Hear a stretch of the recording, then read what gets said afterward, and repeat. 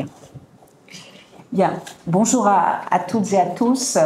Alors, au nom de l'ensemble des collègues qui sont présents, je voudrais vous remercier de votre réponse à notre invitation et vous remercier donc de votre présence.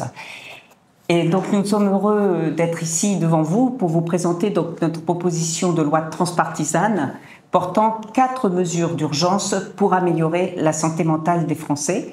Et cette PPL recueille pour l'instant 109 signatures donc de parlementaires. Alors je vais revenir un petit peu sur l'historique donc de ce travail. Il se trouve que nous sommes des députés de différents groupes politiques, groupes républicains, et que la plupart d'entre nous travaillions déjà sur le sujet de la santé mentale dans différents espaces, que ce soit en commission, que ce soit en groupe d'études santé mentale, ou bien sur même des groupes plus restreints, voilà. Et donc, ce que l'on a décidé, en fait, il y a maintenant 5 mois, c'est en fait de réunir tout simplement nos forces et d'échanger donc ensemble sur les points qui nous paraissaient prioritaires par rapport donc à la question de la santé mentale. Alors, je vais quand même, pour situer les choses, je vais aussi parler du contexte. D'abord, 2025, vous le savez, donc a été déclarée grande année, année de la grande cause de la santé mentale, tant le sujet évidemment préoccupe l'ensemble de nos concitoyens et concitoyennes. Et puis aussi quelques chiffres. Donc, depuis la crise sanitaire, notamment, par exemple, la dépression est devenue donc un facteur de risque chez les jeunes, alors qu'auparavant c'était un facteur de protection. Et cela en l'espace de 10 ans. Vous avez peut-être aussi entendu parler de cette étude faite par l'UNICEF qui parle des jeunes qui éprouvent un sentiment de solitude de plus en plus important. Et puis aussi, on fait face notamment à une hausse des tentatives de suicide et particulièrement donc chez les jeunes filles. Ce que l'on sait aussi de façon générale, c'est qu'une personne sur 4, donc environ, est concernée par un trouble psychique au cours de sa vie en France. Et plus de 2 millions de Françaises et Français sont pris en charge aujourd'hui par les services psychiatriques, cela donc 2 millions par an. Voilà. Donc et par ailleurs, les troubles liés à la santé mentale représentent donc la première cause d'arrêt de travail prolongé et 25% des causes d'invalidité en France. Par ailleurs, le burn-out aussi a doublé, lui, en l'espace donc de 20 ans.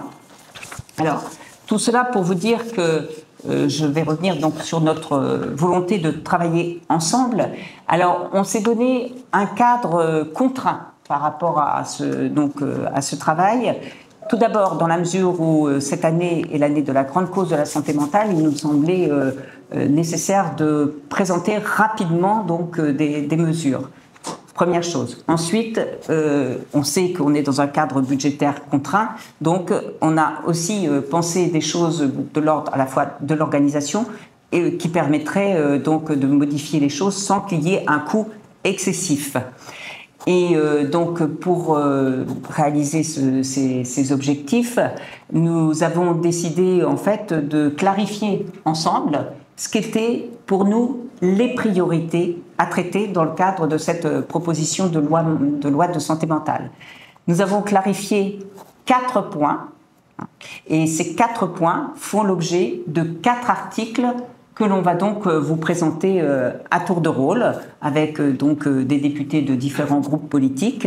Et puis à la suite de la présentation de ces articles, on aura aussi des interventions plus globales, voilà, de façon à ce que vous remarquiez bien donc la diversité politique, mais les points qui nous rassemblent. Je vais passer la parole à mon collègue Joël Averagné pour le moment, qui va vous présenter donc les 4 priorités que nous avons dégagées avant qu'elles ne soient reprises donc par l'ensemble des collègues. À toi, Joël. Allez, bonjour à toutes et à tous, merci Chantal. Alors peut-être préciser que ce travail il avait été précédé par tout un long travail sur la santé mentale en général en France, avec de nombreuses auditions, mais également des visites sur le terrain. Donc on a pu constater sur le terrain comment ça pouvait se passer, les nombreux manques, et tout ce qu'il y avait lieu de faire rapidement, avec des écarts extrêmement importants d'un bout à l'autre du territoire français. Voilà, c'est très différent d'une région à une autre, d'un secteur à un autre. Alors, pour revenir à ce qui nous concerne aujourd'hui, cette PPL, dans le premier point, il s'agit d'agir pour prévenir et déstigmatiser les troubles psychiques par la mise en place des premiers secours en santé mentale chez les jeunes. Et c'est Stéphane qui en parlera. Ensuite, le second point, il s'agit de favoriser les dispositifs d'équipe mobile pour répondre aux besoins en proximité. L'idée, c'est d'aller au plus près des gens, aller sur les territoires, vers les populations également en difficulté. Les territoires, ça peut être des territoires ruraux, les populations en difficulté, ça peut être des femmes, voilà. Troisième point, en période de manque de professionnels, c'est appeler la contribution des établissements privés dans les établissements publics de psychiatrie déjà engorgés. Et c'est Jean-Claude qui nous en parlera.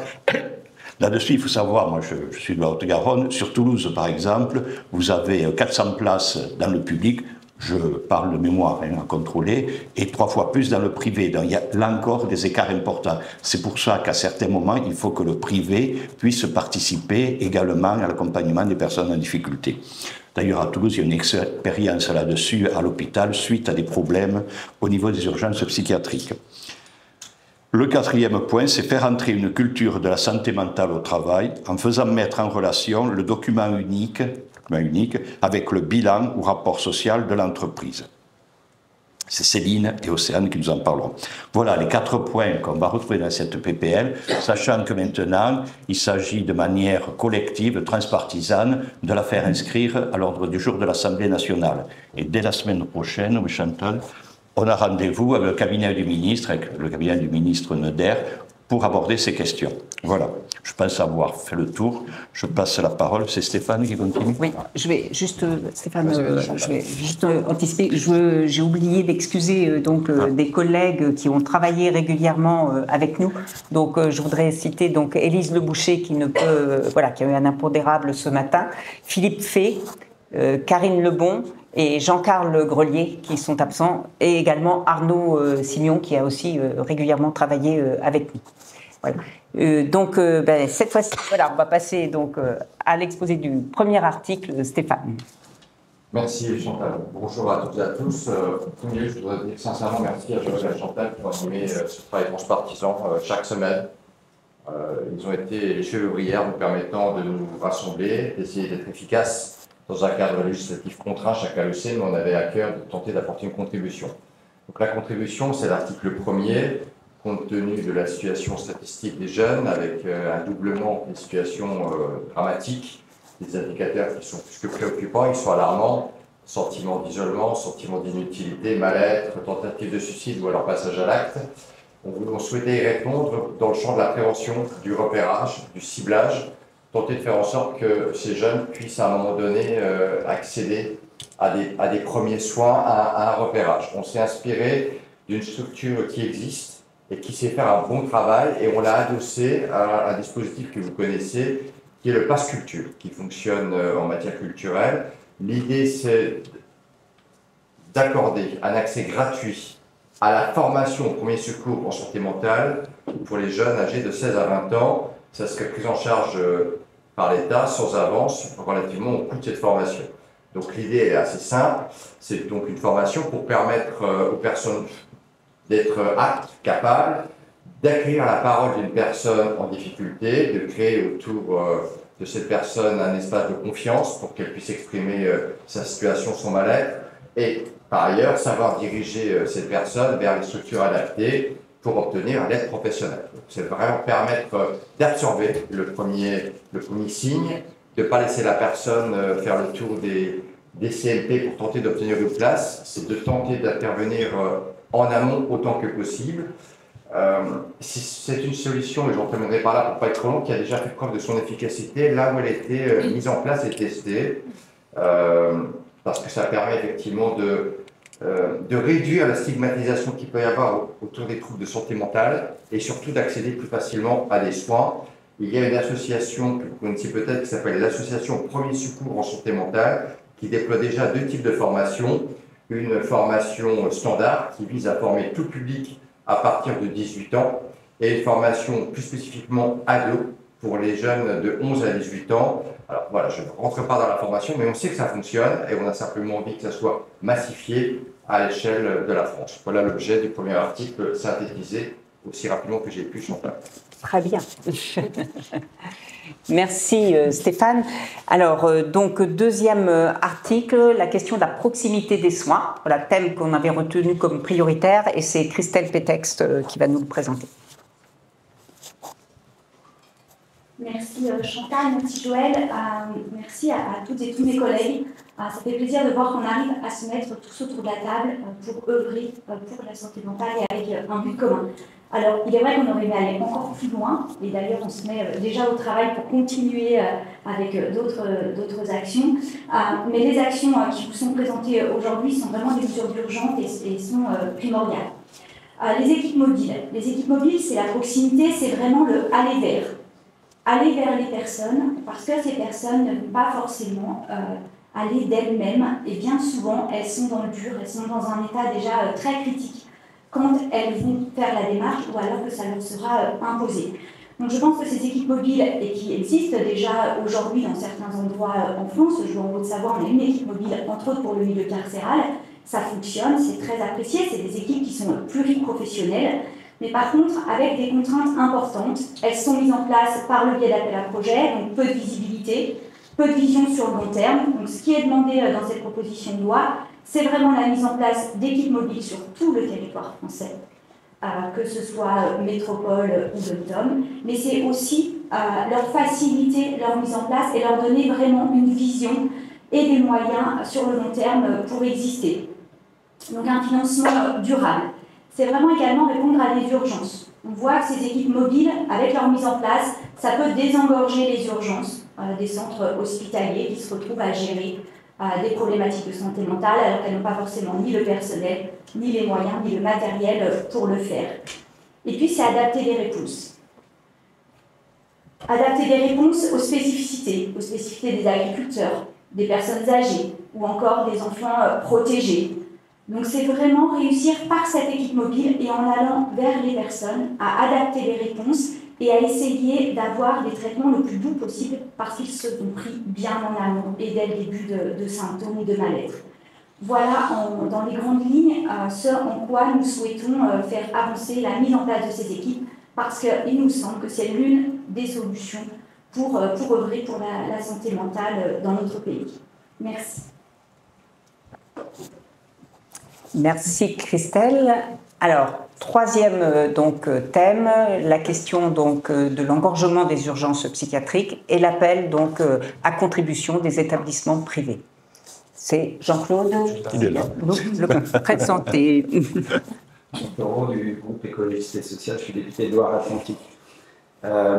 Chantal l'a rappelé dans son propos introductif, le besoin de prise en charge pour des questions de santé mentale, ça n'arrive pas aux autres, puisque c'est 25% de la population qui peut être concernée à un moment ou à un autre de sa vie, et en particulier, c'est un facteur effectivement préoccupant de plus en plus souvent chez les jeunes. Donc face à la crise profonde de la psychiatrie, qui évidemment a un impact sur toutes celles et tous ceux qui souffrent, mais aussi toutes celles et tous ceux qui travaillent dans ce secteur. Donc merci de ne pas vous contenter d'invocation et de nous permettre, par le biais de cette PPL, d'avoir pu nous réunir et de proposer des choses concrètes pour la prévention avec l'article 1, pour la prise en charge, etc. à l'instant. Et puis donc avec cet article 3, essayer de trouver un moyen de soulager les urgences, parce que vous savez sans doute, la prise en charge ne passe pas forcément en psychiatrie par des services dédiés, mais dans le cadre plus large de l'organisation des soins. Donc ça peut être par le biais des CMP, des urgences tout court, etc., etc. Et je voudrais souligner un double phénomène. Vous savez que la psychiatrie est organisée par secteur, et la sectorisation est mise à mal par les pénuries de personnel d'une part, et puis aussi par les fermetures de lits, qui entraînent un retour à une forme de centralisation et donc mettent une pression extrêmement forte sur certains établissements. C'est vrai dans mon département de Loire-Atlantique, je le vois bien. Et puis aussi un autre point, le deuxième, c'est le fait que le secteur public ou privé à but non lucratif prend en charge 75% de la psychiatrie d'urgence, c'est énorme. Donc évidemment, nous regrettons régulièrement les fermetures de lits, mais ça a été dit, des lits, il en existe dans les cliniques privées qui voient même leur activité s'avérer très rentable. Donc cet article 3 prévoit que les établissements privés participent aussi aux urgences psychiatriques. Donc évidemment pour soulager le service public qui est au bord de la rupture dans bien des cas, et aussi pour répondre aux besoins de prise en charge des urgences psychiatriques. Je voudrais juste vous donner 2 exemples. À Nantes, en 2023, ça a été souligné dans le rapport de mes collègues Sandrine Rousseau et Nicole Dubré-Chérin sur les urgences psychiatriques. 123 enfants, en 2023, de moins de 15 ans, sont passés aux urgences, soit pour des tentatives de suicide ou pour des idées suicidaires, et qui n'ont pu être hospitalisés, qui sont repartis chez elles et chez eux. La dernière fois, je suis allé dans l'établissement psychiatrique de ma circonscription, les médecins disaient que la veille, ils avaient eu 4 personnes qui auraient nécessité une admission, ils n'avaient qu'un lit. Donc il y en a 3 qui sont repartis aussi chez elles sans pouvoir être pris en charge. Donc cette participation du privé prendrait 2 formes, soit l'organisation d'un accueil d'urgence dédié, ou alors la participation aux listes de garde, un petit peu à l'instar de ce qu'on a fait avec une autre PPL transpartisane, celle contre les déserts médicaux. On a rétabli la permanence des soins en se disant que si tous les médecins participaient aux gardes, évidemment, ça donne une grande bouffée d'oxygène. Et donc, en conclusion, dire qu'on ne peut pas réduire la santé à des critères de rentabilité, que l'urgence, d'une part, et puis aussi l'équité impose de mobiliser pleinement le secteur privé. Merci Jean-Claude. 4e thème donc, que nous avons retenu, la question de la santé mentale au travail, et donc un article 4 pour développer une culture de la santé mentale dans le monde du travail. Et donc ce sont Océane Godin et Céline Hervieux qui vont intervenir. Merci beaucoup. Merci Chantal, merci beaucoup à Joël également pour ce groupe de travail et tous ces travaux. Notre proposition de loi, elle s'empare aussi du sujet de la santé mentale au travail. Et les chiffres sont assez parlants. Aujourd'hui, en France, près de 50% des salariés sont touchés par de la détresse psychologique. 7 employés sur 10 associent leurs troubles psychiques à leurs conditions de travail. Et on a 2,4 millions de personnes en France qui seraient exposées à un risque de burn-out. On a toutes et tous autour de nous, on connaît des gens qui ont été en situation de souffrance au travail. La non-intégration aujourd'hui des dispositifs de prévention coûte à la société très cher, 10,2 milliards d'euros par an, c'est ce qui a été évalué comme coût économique pour les arrêts maladie qui sont liés à des problèmes psychiques et aux questions de santé mentale. Mais elle coûte surtout sur le plan humain et sur le plan social. Alors, ce que nous pensons de façon transpartisane, c'est qu'on ne peut pas défendre la valeur travail sans défendre la santé psychique et mentale des travailleurs. Le rapport au travail, il évolue dans notre société à vitesse grand V. On doit s'interroger sur la raison pour laquelle, il y a quelques mois de ça, des millions de personnes ont manifesté dans la rue pour s'opposer à l'allongement de la durée du travail. Qu'est-ce qui se passe dans les conditions de travail, dans la qualité de vie au travail, dans cette souffrance qui est exprimée par un certain nombre de salariés notamment, mais aussi d'indépendants, et qu'il faut absolument prendre en compte. Il y a un vrai déni aujourd'hui du côté des employeurs, entreprises comme État d'ailleurs, quand ils appliquent des méthodes de management qui sont à l'origine de ces situations de souffrance. Et les causes sont nombreuses, la perte de sens, le manque de reconnaissance, la perte de latitude dans les prises de décision, le sentiment de se tuer à la tâche avec un salaire qui ne permet pas de vivre correctement. Et cela produit des symptômes graves, troubles anxieux, troubles du sommeil, troubles de l'alimentation, repli sur soi, qui peuvent avoir donc des conséquences à titre individuel et collectif très, très graves.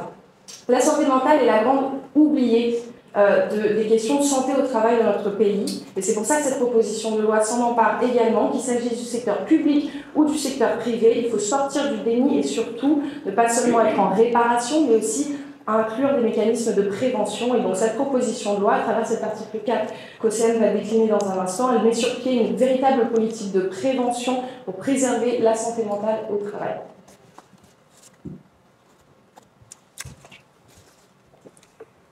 Mesdames et messieurs, bonjour. Merci tout particulièrement à Chantal et Joël d'avoir impulsé ce travail ô combien important.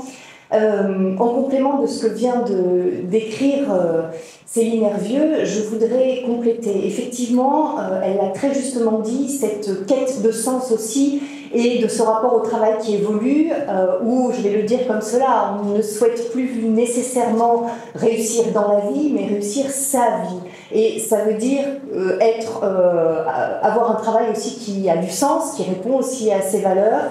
Et on est plus prêt à sacrifier sa vie pour la gagner. Et je crois que c'est dans ce contexte-là aussi que se situe notre proposition et plus précisément cet article 4.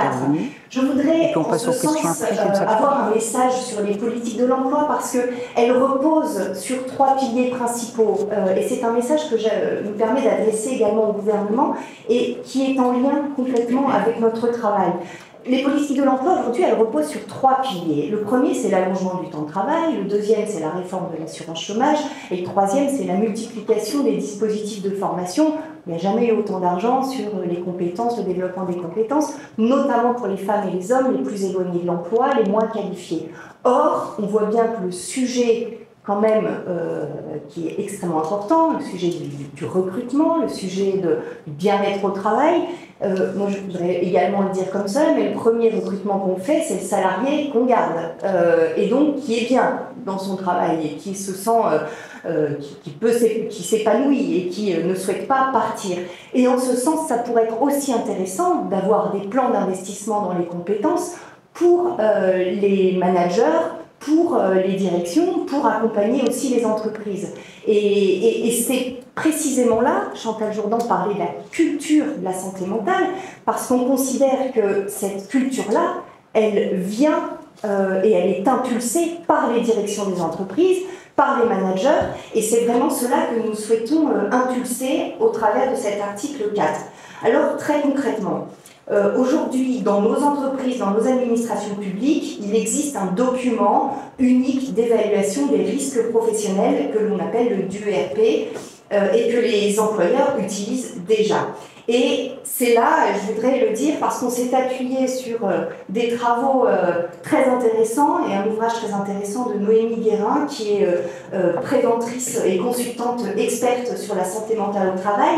Et ça a été vraiment décisif pour nous aussi, parce qu'elle nous a permis d'élaborer cet article 4, et notamment sur la question du DUERP, qui est un document aujourd'hui que l'on considère comme étant inachevé, parce qu'il prend peu finalement en compte les risques psychosociaux. Il se concentre surtout sur les risques physiques, les chutes, les expositions chimiques, les incendies et autres. Et c'est là justement que cet article 4 intervient et y introduit des critères d'évaluation et d'amélioration spécifiques à la santé mentale des travailleurs. Et c'est très intéressant parce que jusqu'alors, et ça fait écho aussi au débat que nous avons en ce moment dans l'hémicycle sur la loi concernant la fin de vie, on a une tendance à dissocier les souffrances, la santé physique, la santé mentale d'un autre côté. Or, on a une approche, et en ce sens c'est extrêmement innovant, je me permets de le dire comme cela, parce que cette proposition de loi propose d'adopter une vision beaucoup plus holistique, où on ne hiérarchise pas la santé physique de la santé mentale. Et concrètement, ça veut dire que dans ce document, pour revenir au DUERP, les données anonymisées sur l'état de santé mentale des salariés devront être intégrées à l'évaluation des risques professionnels. Et également, dans les évolutions que nous proposons, c'est de penser également et d'accompagner les petites et moyennes entreprises de 50 à 300 salariés, ce qui n'était pas le cas jusqu'alors, et qui devront remplir un bilan social simplifié, pensé comme un outil du quotidien que l'on pourra télécharger sur les logiciels RH avec des données anonymisées. Et je parle d'accompagnement et nous serons très très soucieux de cela parce qu'on en demande beaucoup aux entreprises, on a bien conscience de cela, et c'est la raison pour laquelle les employeurs ne seront pas seuls, ils seront accompagnés par les services de prévention et de santé au travail qui analyseront le bilan social et le bilan social simplifié. Alors vous l'avez compris, j'en terminerai par là, la clé de voûte de cet article sur la santé mentale au travail, c'est vraiment d'insuffler une culture de la santé mentale chez les dirigeants, chez les employeurs, dans l'ensemble des directions, parce que la santé mentale au travail, c'est aussi une façon de relier tous les métiers au sein d'une entreprise, et c'est pour cela que nous insistons vraiment sur cette question de la culture, non pas la culture de la santé mentale, non pas uniquement comme une question médicale ou individuelle, mais représentant un véritable enjeu de société pour ne plus perdre sa vie à la gagner. Merci. Bien, merci Océane et Céline. Donc, 4 priorités, vous avez bien retenu, 4 donc, articles. Et donc, je vais proposer à Anne-Cécile Violent, voilà, pour représenter aussi la diversité de notre travail, d'intervenir. Anne-Cécile qui a travaillé avec nous et qui est entre autres donc, autrice du rapport sur la santé mentale des femmes. Voilà, après quoi nous passerons donc aux échanges. Anne-Cécile. Merci Chantal, je suis ravie d'incarner la diversité. Merci, je ne vais pas être très originale, mais merci à Chantal et Joël, effectivement, pour l'animation de ce groupe. Dans un agenda, effectivement, contraint, tu l'as dit Stéphane, je l'associe Béatrice Piron aussi. En fait, cette proposition de loi, elle s'inscrit véritablement dans cette grande cause nationale de la santé mentale, une grande cause d'année 2025, pour lesquelles on a peut-être encore un petit peu de mal à avoir justement des choses très concrètes. Donc, c'est aussi dans notre rôle de législateur et de manière transpartisane, justement, que de pouvoir être force de proposition et de pouvoir nourrir cette réflexion qui est indispensable, vous l'avez entendu, notamment par rapport aux différents chiffres qui ont été annoncés. Et puis, simplement, vous dire que les membres de la Commission du développement durable et de l'aménagement du territoire, on sort là d'une audition du président du Haut Conseil au climat et qui a fait un lien très, très, très direct entre dégradation, justement, de notre climat et santé mentale. Alors, on a déjà tous entendu parler de l'éco-anxiété, quelque chose qui existe effectivement a fortiori chez nos jeunes, mais pas que. Et puis, de l'anxiété, voire plus, parfois des vrais traumatismes liés évidemment à tous les épisodes climatiques exceptionnels, que ce soit les pluies torrentielles ou les orages ou les incendies. Et puis, comment aussi, là je l'ai fait très, très rapidement, mais n'hésitez pas à lire le rapport du Haut Conseil du climat, sur les épisodes de chaleur aussi, comment ça va avoir un impact direct justement sur notre manière de fonctionner, et y compris sur le plan psychique. Donc, si tant est qu'il fallait encore des raisons supplémentaires, évidemment, c'en est une, mais on le sait tous, qu'il est effectivement extrêmement important de se saisir de ces sujets. Et je crois que la proposition de loi, par ses aspects très concrets, permet justement alors, de diffuser, de nourrir cette culture qui est absolument indispensable. C'est aussi investir sur la prévention, sur le dépistage, mais aussi la prise en charge de ces troubles précoces. Indispensable effectivement de développer l'allée vert, je crois que Christelle l'a très très bien résumé. Je crois que c'est vraiment aussi, on a parlé des aspects financiers, je pense qu'il faut en dire un mot quand même. Il est temps, en matière de santé en général, il est temps d'avoir une vision sur du temps long. Effectivement, ça n'est pas la prévention en santé, ça n'est pas forcément des retours sur investissement immédiat, mais là, il est essentiel. Les chiffres sont effectivement faramineux, si on cumule traitement médicamenteux et arrêt maladie et toutes les conséquences sociales, c'est 109 milliards par an. Donc, l'idée d'investir dans la prévention, dans le dépistage, c'est de fait des économies à long terme pour notre budget national. Donc, c'est en plus, évidemment, du bien-être et de la préoccupation qu'on peut avoir pour nos concitoyens, mais c'est un enjeu qui me semble extrêmement important. Donc, prévention, déstigmatisation, c'est aussi, à travers cette proposition de loi et votre présence, et on vous en remercie, une parole régulière et accessible pour tous. On le sait, on n'aura pas de santé sans santé mentale. Et puis, effectivement, Noémie Perrin le dit très bien dans son ouvrage. Son ouvrage, il s'appelle « Prendre soin de sa santé mentale et de celle des autres ». Donc, ce qui serait aussi important à travers cette proposition de loi, c'est comment on prend soin de sa santé, mais comment on est vigilant aussi à celle des autres, que ce soit dans le milieu professionnel, dans le milieu scolaire, dans le milieu de l'Assemblée, et comment on peut se saisir chacun et vraiment s'approprier cette culture de la santé mentale. En tout cas, moi, je remercie vraiment mes collègues pour ce vrai travail transpartisan qui est extrêmement riche et qu'on va continuer à enrichir, évidemment. Merci. Très bien. Merci Anne-Cécile. Alors, il se trouve qu'effectivement, on a dégagé donc ces 4 priorités qui nous semblaient importantes donc à traiter: la question de la déstigmatisation, la question de la prévention, du repérage précoce, la question de la proximité donc des soins et la question donc de la culture de la santé mentale donc dans le monde du travail qui concerne le quotidien de beaucoup d'entre nous. Et il se trouve que ce sont aussi les 4 axes qui qui ont été donnés donc aujourd'hui par le ministère par rapport à cette grande cause de la santé mentale. 4 axes qui ont été donnés, mais pour l'instant donc on n'a pas encore vu d'actes concrets. Mais en tout cas, voilà, notre proposition de loi semble vraiment refléter les préoccupations voilà, de toutes et tous. Et donc, on espère bien, on va continuer effectivement à travailler ensemble. Je dois dire que pour Joël et moi, c'est aussi agréable voilà, de pouvoir travailler dans cette ambiance où on recherche ce qui est commun et on recherche vraiment ensemble à faire avancer les choses. Et donc, voilà, ça fera partie des prochaines rencontres que nous aurons. Mais donc maintenant, je crois que le temps est arrivé pour les échanges et donc on vous propose voilà, de nous poser les questions que vous souhaitez et puis voilà, à tour de rôle, on répondra. Madame. Bonjour, merci.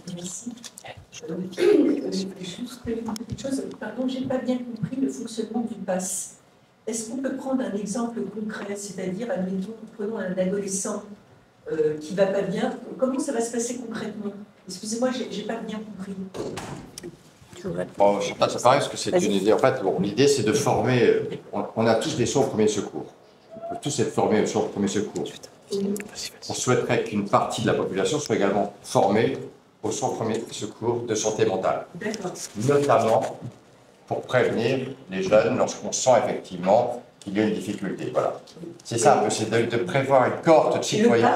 Le pass, c'est... Le pass, en fait, c'est l'idée que toutes les personnes qui souhaitent accéder à la formation puissent le faire gratuitement. Ça coûte 250 €. L'association qui actuellement en France forme au premier secours à la santé mentale, ça représente un coût de formation de 250 €. On souhaite que toutes les personnes qui souhaitent être formées à cela, des jeunes, pardon, tous les jeunes.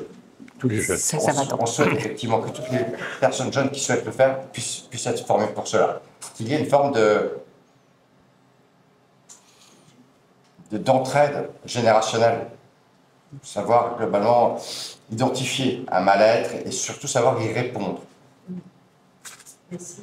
Voilà. Oui, alors nous l'avons ciblé, c'est vrai que ça a été une réflexion dans le cadre du groupe, mais nous l'avons donc ciblé sur les 16-20 ans.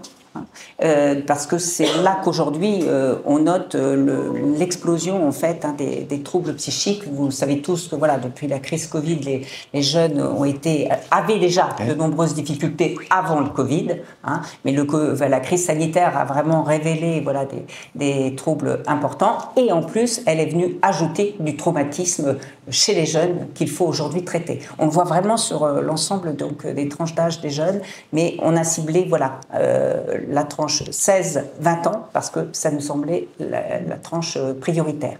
Et attention, il s'agit effectivement d'une formation au premier secours en santé mentale. Il s'agit plus d'une action citoyenne. Il ne s'agit pas du tout de remplacer évidemment les professionnels. Il s'agit de sensibiliser vraiment l'entourage à la question de la santé mentale, comme on parle de développer la culture de la santé mentale au travail et dans le quotidien. Voilà, et ça nous paraît un outil pertinent qui a déjà fait ses preuves donc, dans d'autres pays, notamment en Australie, au Canada. Et voilà, c'est dans cet esprit que s'inscrit cet article. Parce qu'on se rend compte que ce n'est pas abordé, tout simplement.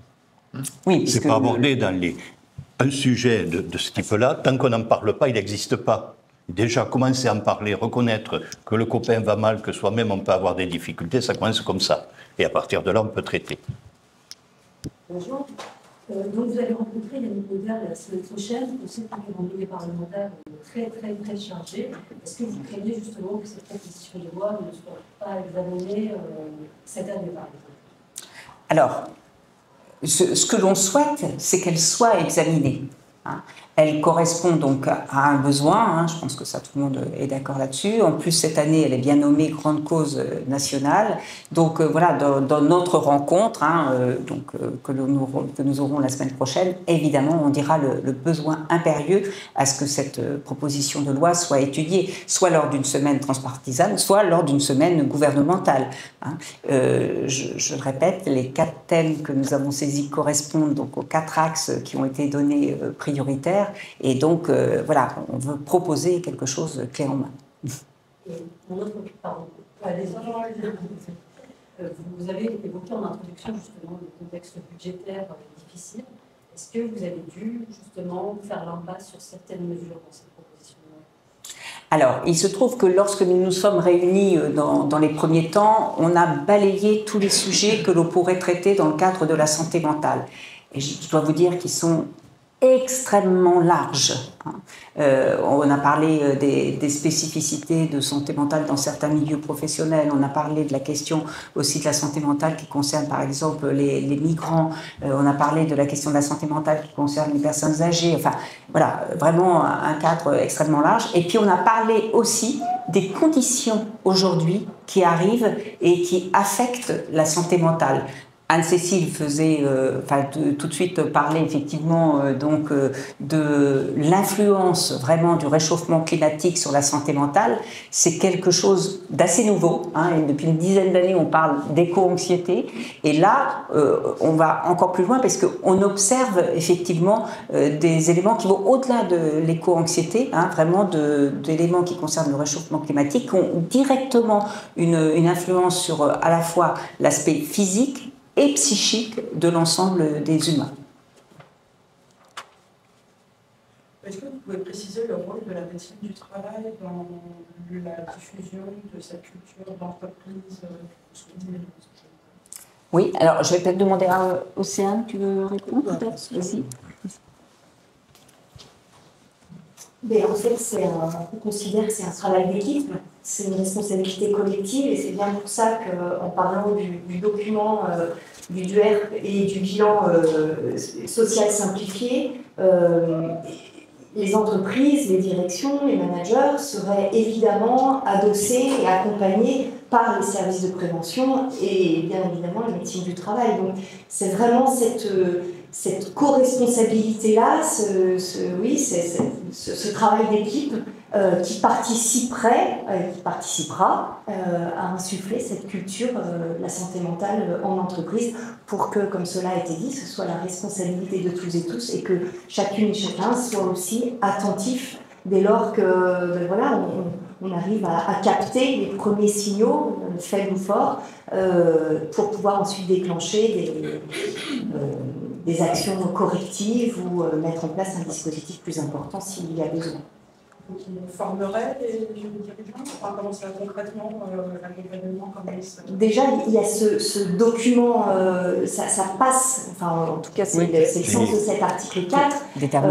Évidemment, on aimerait, vous parliez tout à l'heure de notre idéal, on aimerait aller plus loin, on aimerait pouvoir effectivement former tout le monde, etc. On s'aperçoit bien aussi, et je le disais tout à l'heure, il y a déjà, les entreprises en ont quand même beaucoup sur les épaules.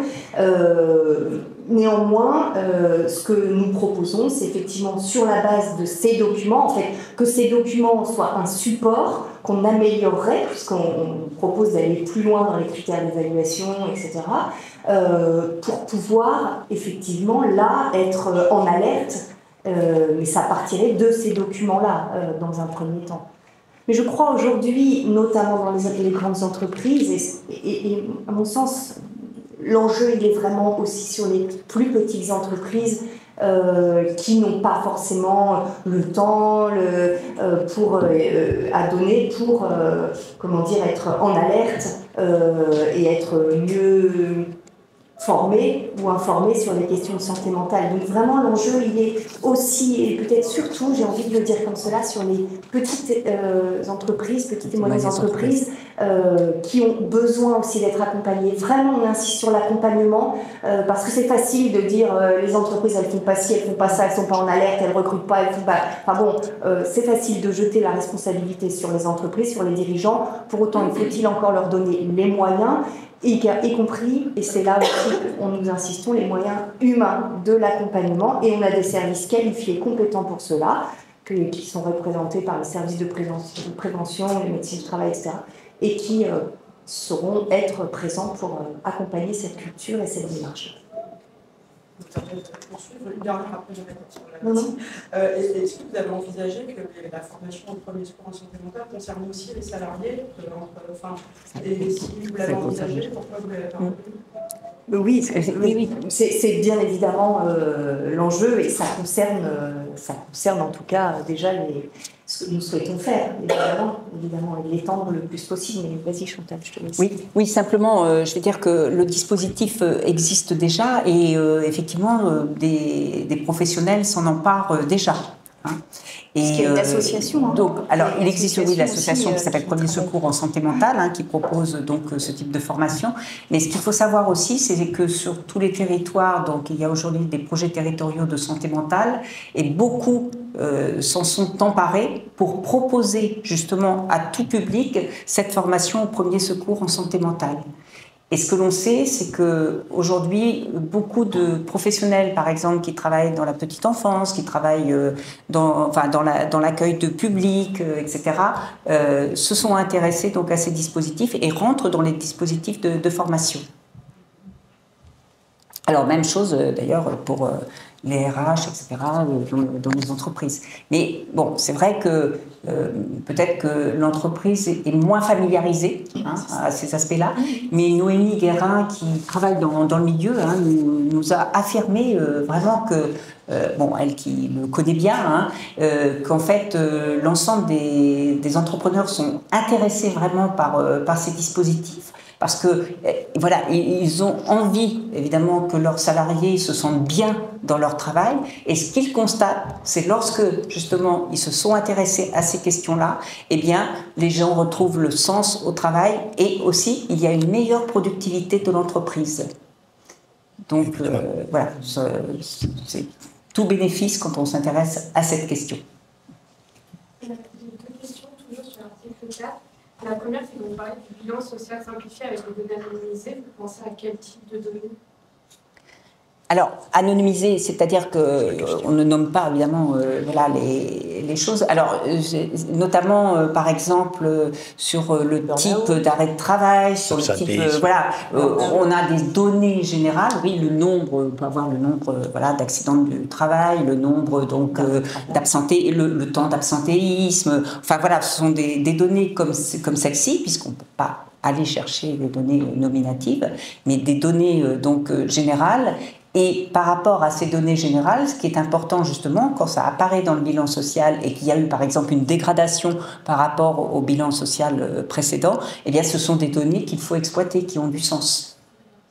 Et qui doivent permettre de faire réfléchir les équipes à ce qui peut être mis en place pour remédier à ces aspects-là. Et ma deuxième question, c'était sur l'accompagnement. Vous parlez de la médecine du travail. On sait que dans certains territoires, il y a même pas fait de médecin du travail pour faire les visites annuelles. Est-ce que vous pensez à d'autres types d'accompagnement, Alors, effectivement, dans le monde du travail, c'est la médecine du travail. Hein, les premiers services voilà, qui sont concernés par les choses. Je précise les petites entreprises, on parlait tout à l'heure Pardon, excusez-moi. Quand on parlait des petites entreprises, justement, qui avaient un besoin accru d'accompagnement, on pense à quel type d'accompagnement, uniquement la médecine du travail ou accompagnement par d'autres services? Alors, on a pensé médecine du travail pour l'instant, parce que ça, c'est effectivement important pour les petites et moyennes entreprises.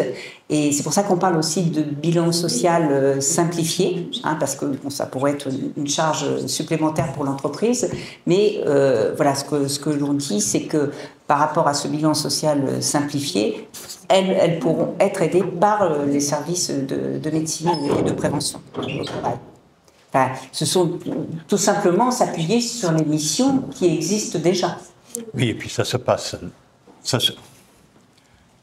Je l'ai connu dans une autre vie. D'abord, le médecin du travail, il le fait déjà, mais c'est souvent les risques physiques qu'on évalue. Ce qui est compliqué, c'est d'évaluer les risques psychologiques, psychiques et autres. C'est-à-dire les chutes dans les escaliers, en fait. On calcule aussi le taux d'occurrence, ça s'appelle, du risque d'une année sur l'autre. Donc ça existe. Et après, dans ce genre de réunion, il y a aussi les représentants du personnel qui peuvent aussi apporter leur vision, à faire appel à des services complémentaires ou autres.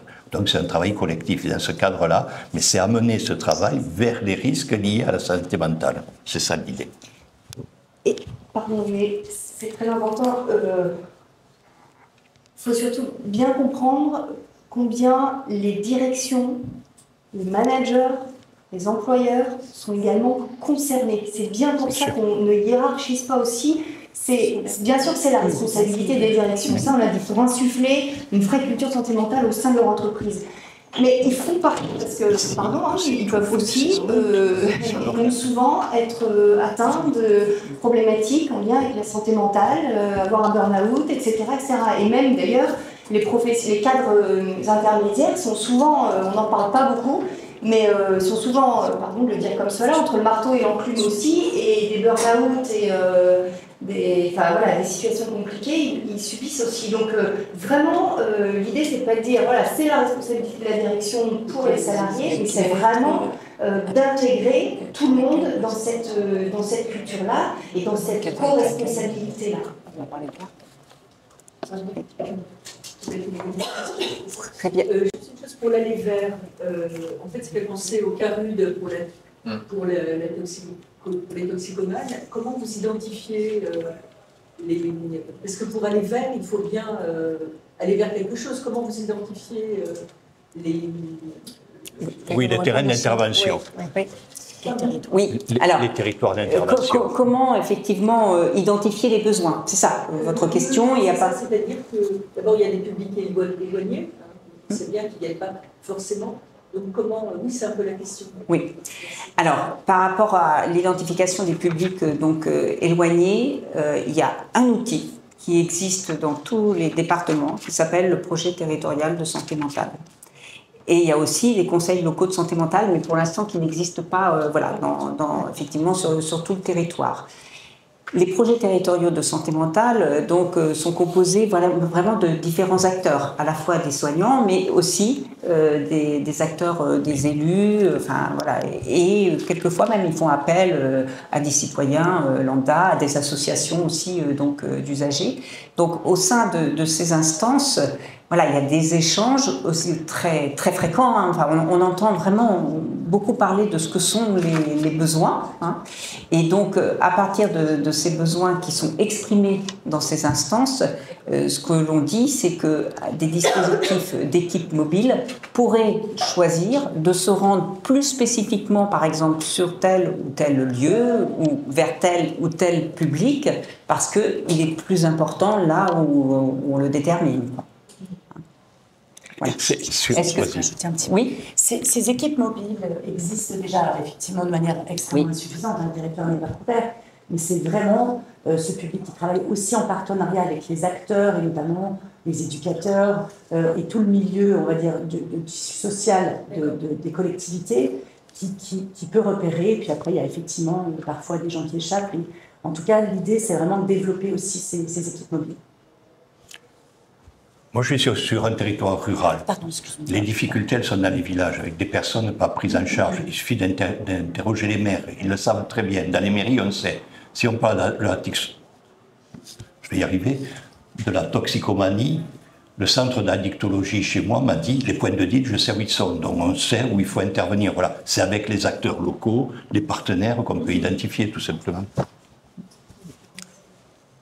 Alors, je vais aussi me tourner, on a un journaliste en visio et qui nous interroge sur l'évaluation du coût de notre TPL. Alors, vous avez vu que les 4 articles que l'on a choisis sont des articles où ça n'engendre pas forcément beaucoup de frais supplémentaires. Il y a la question de la formation au premier secours en santé mentale, par contre, où il est prévu une prise en charge de l'État.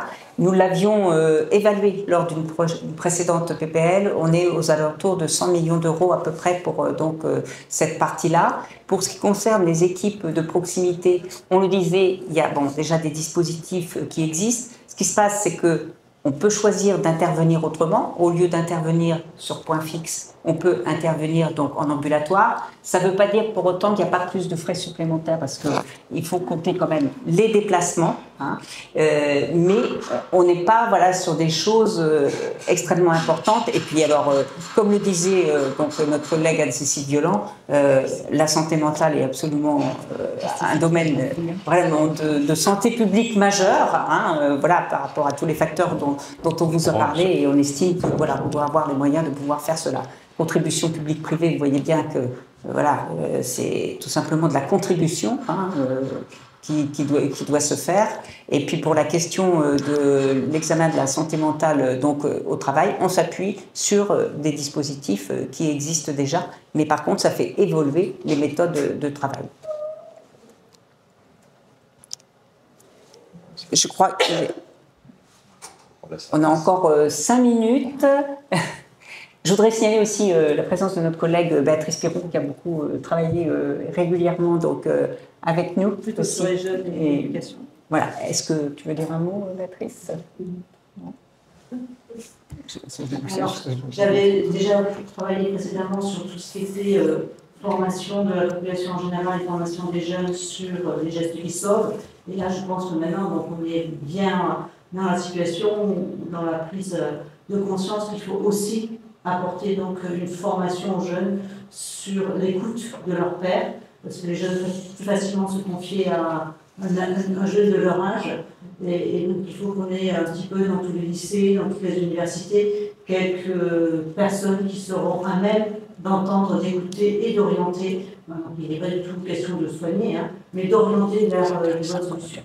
Le budget est relativement limité quand même, puisqu'en fin de compte, on ne prend pas en charge le traitement après, qui passera peut-être par des consultations psy ou par une hospitalisation, ça dépend des problématiques, mais c'est simplement la formation pour la première écoute.